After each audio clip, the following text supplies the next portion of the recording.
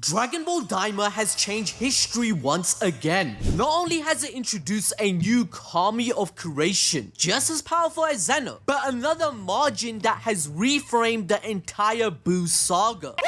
The ancient demon king of the realms revealed, and he must have existed millions and millions of years ago. Now we know this because the old Perv Supreme Kai in Z, he was trapped in the Z sword for 75 million years. Otherwise, the timeline wouldn't make sense. However, Daima has also expanded the lore regarding Dragon Ball Super. We now know the demon realm was the origin point of existence and was first in creation, meaning there are not multiple demon realms existing in every other universe, there's just one. This is because the ancient nice demon king, he ordered a being named Rymus, who is a super margin, to create the multiverse outside the realm. The margin would then migrate outside the demon realm to these new universes, of which Rymus went on to become the ultimate authority over. Now to monitor them, Rymus appointed select members of the Glind race as Supreme Kai, like the dudes we see in Dragon Ball Super and Dragon Ball Z. Okay, let me make sense of it all, but please smash the like button and hit the notification bell for more content. So firstly, Saiyans and Earthlings are not from the demon realm. They were born after the universe was created. However, this does now explain why in Dragon Ball Super, different universes had many of the same race but were absent in others, such as the Yardarat being in universes 2 and 7 but missing in others since they didn't migrate to them all. However, Dragon Ball Super then introduced the gods of destruction, angels, and Zeno. Isn't the Omni-King a supreme ruler of the multiverse and its most powerful being? Well, now we know how the 18 universes came into existence, where Zeno destroyed 6 of them, making it 12. Why would Rymus let him do that since he's still alive? Well, the only conclusion is that Rymus is the supreme kami of creation, able to create universes with ease, whilst Zeno is the supreme kami of destruction, destroying one entirely, which creates a balance across everything, much like yin and yang.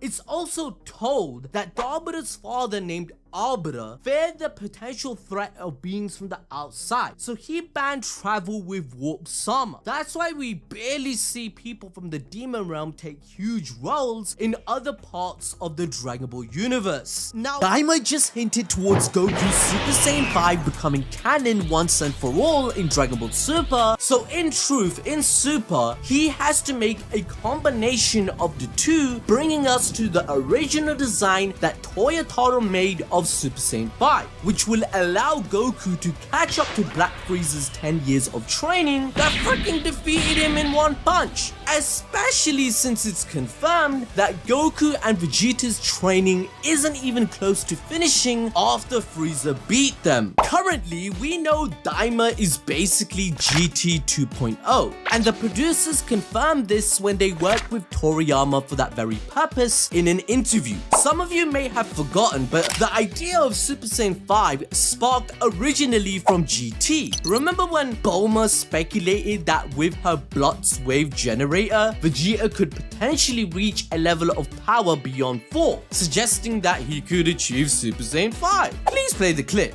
Super Saiyan 5? Are you serious? You really believe that I could surpass Kakarot? You are the Prince of all Saiyans, aren't you? So let's find more proof that this is the direction Dragon Ball Super is going. Firstly, let's break down Goku's progress to mastering Ultra Instinct. Whis narrates in the anime during episode 129 that Goku dispelled all unnecessary thoughts that clouded his focus. From thinking about his entire universe to narrowing his thoughts down to him, his opponent, and the fight. Goku realized what he needed to do back then but couldn't fathom the energy to maintain it. Eventually, in the moral arc, Goku was mentored by the angel Miras, who taught him about emptying his heart and mind. However, he lays the foundation of the next step. Miras told Goku that he must go through a multitude of emotions before fully understanding the technique. Now, this is a difficult paradox for Goku and the Saiyan race, as they have to figure out their nature and their whole thing is about getting more power from rage, right? However, the silver silver-haired form is Goku's strongest, as confirmed by Beerus in chapter 102, but Whis affirms in chapter 71 that it should only be used as a last resort. That's because Ultra Instinct doesn't let Goku use his core emotions that build up his identity, and so he has to strain himself to maintain it. This was clearly showcased when Goku thought Granola had died. He uses the technique but states he cannot feel anger and must suppress it, which actually made him weaker. Just read the fight with Gas once again. The dude is taunting Goku that he doesn't sense the fierce combat and resolve like Bardock had, and because Goku doesn't know anything about Saiyan pride, Gas tells Goku that he truly cannot comprehend who he truly is, which is why his Ultra Instinct would lose. Eventually, Goku somewhat agrees and decides to embrace his true self, a carefree person in the face of death. As a result, Goku implements his Saiyan emotions into Ultra Instinct Omen, which makes him significantly stronger. He starts to outpower Gas for the first time. Look people,